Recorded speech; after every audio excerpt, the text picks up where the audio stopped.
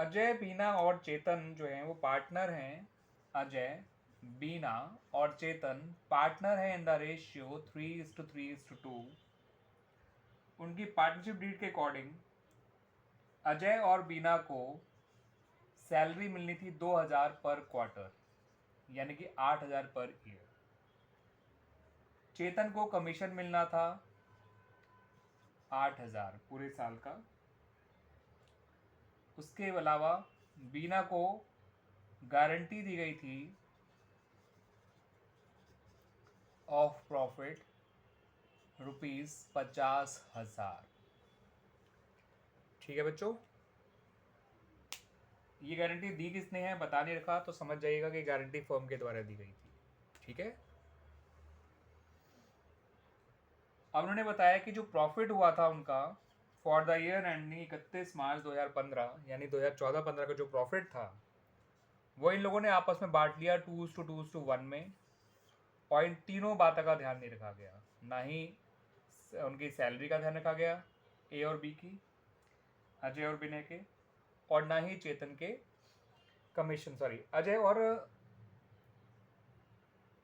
हाँ बच्चों बीना की सैलरी का और चेतन के कमीशन का ध्यान रखा, ना ही ध्यान रखा गया, ना ही बी के गारंटेड प्रॉफिट का ध्यान रखा गया 50,000। और जो प्रॉफिट था 1,50,000 उसको 2:1 के रेशियो में बांट लिया आपस में, यानी 60,000 इन्हें बांटा होगा, 60,000 बी को दिया गया होगा और 30,000 जो है वो सी को दे दिया गया होगा। क्लियर बच्चों? अब आपसे कहा गया कि इन गलतियों को सुधारिए और एक एडजस्टमेंट एंट्री पास करिए to rectify the above errors. तो गलतियां सुधारनी है तो उसके लिए एडजस्टमेंट टेबल बनाना पड़ेगा पहले। एडजस्टमेंट टेबल से जो भी नेट इफेक्ट आएगा उसके हिसाब से हमारी एंट्री बनेगी। तो ये क्वेश्चन पास एडजस्टमेंट का भी है और साथ साथ guarantee of profit to a partner का भी है, तो it's a very good question बच्चों। तो आइए बनाते हैं अपनी एडजस्टमेंट टेबल। तो बच्चों आपका एडजस्टमेंट टेबल का जो फॉर्मेट है, पहला कॉलम बनाएंगे पर्टिकुलर्स का, दूसरा तीसरा चौथा पार्टनर्स का और आखिरी कॉलम बनेगा फर्म का। ठीक है बच्चों, एडजस्टमेंट टेबल इस तरह से ही बनाई जाती है। पहला कॉलम हमेशा पर्टिकुलर्स का, लास्ट कॉलम हमेशा फर्म का और बीच वाले कॉलम सारे पार्टनर्स के। तो सबसे पहले प्रॉफिट वापस कीजिए, क्योंकि प्रॉफिट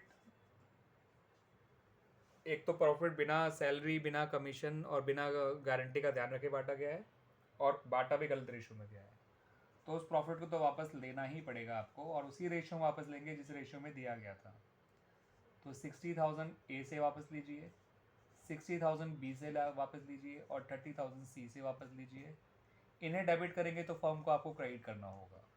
ठीक है बच्चों, अब सैलरी दे दीजिए जो ए को मिलनी थी 2000 पर क्वार्टर के हिसाब से, पूरे साल की 8000। बी को मिलनी थी सेम 2000 पर क्वार्टर के हिसाब से 8000। इन्हें क्रेडिट किया तो फर्म को कर दीजिए डेबिट। सैलरी सी को नहीं मिलनी थी। अब कमीशन जो केवल सी को मिलेगा वो है 8000 और फर्म को डेबिट कर दीजिए। ठीक है बच्चों, फर्म ने इनको सैलरी दे दी, कमीशन दे दिया प्रॉफिट वापस देने के बाद। अब फर्म ने बचा हुआ प्रॉफिट जो है वो 1,26,000 आया फर्म का बचा हुआ प्रॉफिट। अब बचा हुआ प्रॉफिट में आपने गारंटी जो है बी को दे रखी है 50,000 के प्रॉफिट की। तो पहले बी का हिस्से का प्रॉफिट निकाल के देख लीजिए। ये 1,26 कैसे आया मैं दोबारा बता देता हूँ। 1,50 16, 1,50 में 16 और 8 माइनस कर दिया 24, तो बचा 1,26। इस 1,26 में बी का हिस्सा निकाल के देखा 3/8 कितना आ रहा है, क्या वो 50,000 से ज़्यादा आ रहा है, बराबर आ रहा है या कम आ रहा है। अगर 50,000 या उससे ज़्यादा आएगा तो बी को उतना ही दिया जाएगा, कम आ रहा है तो बी को पूरा 50 दिया जाएगा। इस बात को ध्यान रखिएगा। तो जब भी गारंटी बाय फर्म होती है तो हमेशा जो भी प्रॉफिट आप बांटने जा रहे हो तो सबसे पहले उस पार्टनर का प्रॉफिट निकाल के देखिए जिसको गारंटी दी गई है। ठीक है, तो 1,26 को जब आप डिवाइड करेंगे 8 से तो ये आएगा 15,000 इंटू 8 होता है 1,20,000 और 750 इंटू 8 होता है 6,000। तो 15,750 इंटू 3 करेंगे तो ये निकल कर आएगा 47,250। ठीक है बच्चों, कितना निकल कर आया ये चीज़ वर्किंग नोट में आप कर लीजिएगा पहले ही। प्रॉफिट बांटते समय हमेशा ध्यान रखिएगा जिसको गारंटी बाय फर्म है तो पहले उसका प्रॉफिट निकाल के देखेंगे। तो ये प्रॉफिट 50,000 से कम आ रहा है बच्चों। ठीक है, तो ऐसे में हम बी का प्रॉफिट उसको दे देंगे पूरा का पूरा 50,000। ठीक है, तो फर्म को डेबिट कर देंगे, बी को क्रेडिट कर देंगे, बी को सॉरी नॉट ए। तो अब फर्म का जो प्रॉफिट है वो 1,26 नहीं बचा, केवल 76,000 बचेगा। 50,000 कम कर दीजिए। अब इस 76,000 को केवल और केवल उनमें बांटिएगा। जो मैं यहाँ लिख रहा हूँ इसी बात को आप वर्किंग नोट में लिखेंगे। ठीक है, कि लिखेंगे firms remaining profit after deducting बीस प्रॉफिट, 20 गारंटेड प्रॉफिट, तो आएगा 76,000। इस 76,000 को ए और सी में बांट दीजिए उनके आपस के रेशियो में, जो कि 3:2 है। ठीक है बच्चों, तो डिविजल प्रॉफिट जो केवल ए और सी में बटेगा इन द रेशियो 3:2, 76,000। तो इस 76,000 से फर्म को कर दीजिए डेबिट और ए और सी को कर दीजिए क्रेडिट। तो 45,600 तो ए आपका डेबिट हो जाए, क्रेडिट हो जाएगा, और 30,400 से आपका सी क्रेडिट होगा, ना कि बी। बी को तो उसका गारंटेड प्रॉफिट मिल गया 50,000। सही है बच्चों, अब ये क्वेश्चन पूरा कंप्लीट हो गया। फर्म ने इनसे जितना पैसा वापस लिया सारा इनको दे दिया, कुछ इंटरेस्ट के तौर पे, कुछ आपका सॉरी नॉट इंटरेस्ट, सैलरी के तौर पे, कुछ कमीशन के तौर पे, और बाकी प्रॉफिट के तौर पे। बी का प्रॉफिट अलग दिया गया और बचा हुआ प्रॉफिट ए और सी में बांट दिया गया 76,000। ठीक है बच्चों, पहले मैंने क्या करा, इसमें से इन दोनों को माइनस करके जो प्रॉफिट आया था, रिजल्ट प्रॉफिट 1,26 आया था। 1,26 का 3/8 निकाल के देखा तो वो आया 4,7,250। बट बी का जो गारंटेड प्रॉफिट था वो 50 था, तो बी तो वही अमाउंट लेगा जो गारंटेड है, क्योंकि उसका एक्चुअल प्रॉफिट कम आ रहा था। तो 50 पूरा बी को दे दिया। फर्म का प्रॉफिट जो 126 था बी को देने से पहले, बी को देने के बाद बचा केवल 76,000।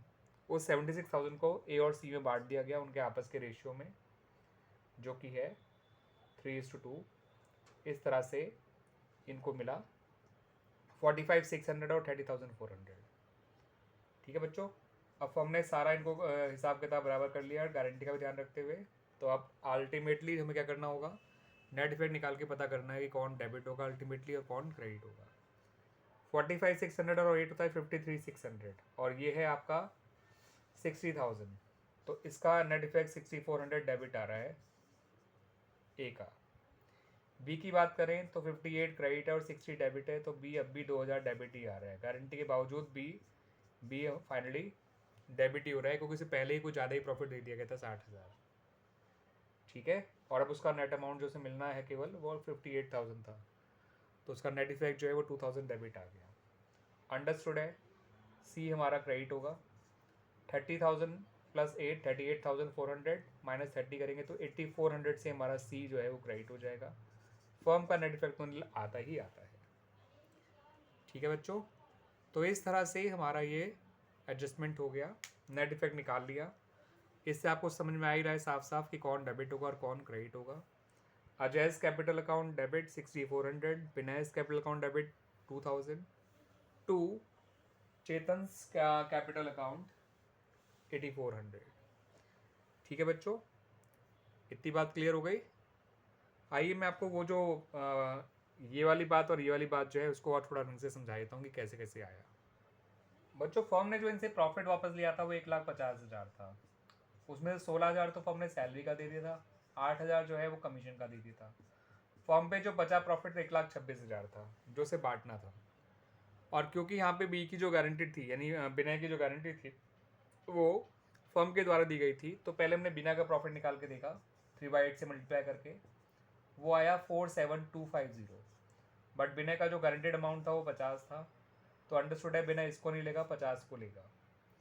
तो ये तो बिना का प्रॉफिट कंफर्म हो गया, उसे इतना ही मिलेगा। अब फर्म का रिमेनिंग प्रॉफिट निकाल लिया, 1,26 में से माइनस कर दिया 50,000 जो बिना को दिया गया है। फर्म का रिमेनिंग प्रॉफिट बचा 76,000, 76,000।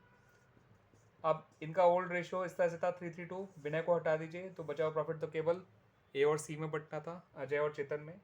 तो इसको अजय और चेतन में बांट दिया मैंने, 45,600 और 30,400। अब तो आप लोगों को समझ में आ गया ना ये किस तरह से आए बच्चों अमाउंट। क्लियर ना बच्चों?